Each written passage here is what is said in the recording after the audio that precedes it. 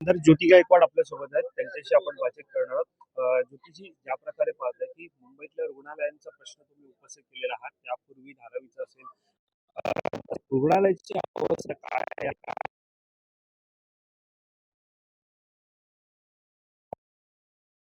मध्ये आपल्याला zero prescription धोरण म्हटलं होतं, पण औषधांचा तुटवडा आहे. लोकांना बाहेरून औषधं घ्यावी लागतात. आयसीयूची व्यवस्था नाही, आयसीयूचे बेड्स नाही, व्हेंटिलेटर्स नाही लोकांसाठी.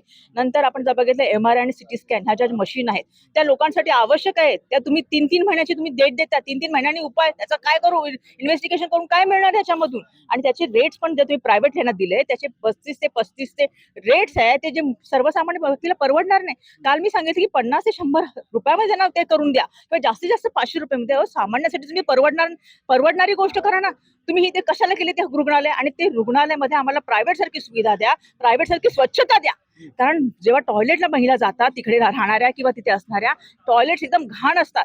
त्यांचे पेशंटचे नातेवाईक राहतात तेव्हा तिथे सुद्धा घाण असते. लोक राहू शकत नाही अशा कंडिशनमध्ये. फक्त गरीबाला तुम्ही पिडायचं काम करताय, त्रास द्यायचं काम करताय. एका बेडवर तिथे 2-2 रुग्ण झोपतात. कुठल्या ह्याच्यामध्ये कंडिशन मध्ये तुम्ही सांगा. आपण आयसोलेटेड ठेवतो, वेगळं ठेवतो, तेव्हा एका बेडवर तुम्ही 2 रुग्ण ठेवता. बेडला खाली बेड लावता जमिनीवर, असे रुग्ण राहतात. आम्ही बघितले स्वतः. आणि तुम्ही त्याबद्दल काहीच बोलत नाही. आणि उलट तुम्ही प्रायव्हेटायझेशन करता. शताब्दी सारखे रुग्णालय आणि बरेच रुग्णालय तुम्ही प्रायव्हेटायझेशन करायला निघालाय. किती चुकीचं आहे. एकीकडे खाजगीकरण आणि अशी बरेच रुग्णालय पाहायला मिळतात की जिथे अशी परिस्थिती आहे.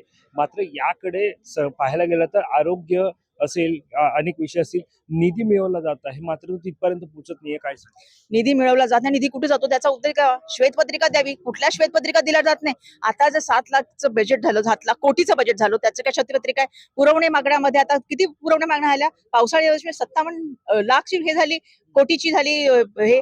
आणि आता 75 लाख कोटीची, म्हणजे एकूण 1,33,00,000 कोटी ह्याची कोटची झाली असताना तुम्ही त्याचं काय उद्देश आम्हाला उत्तर दिले?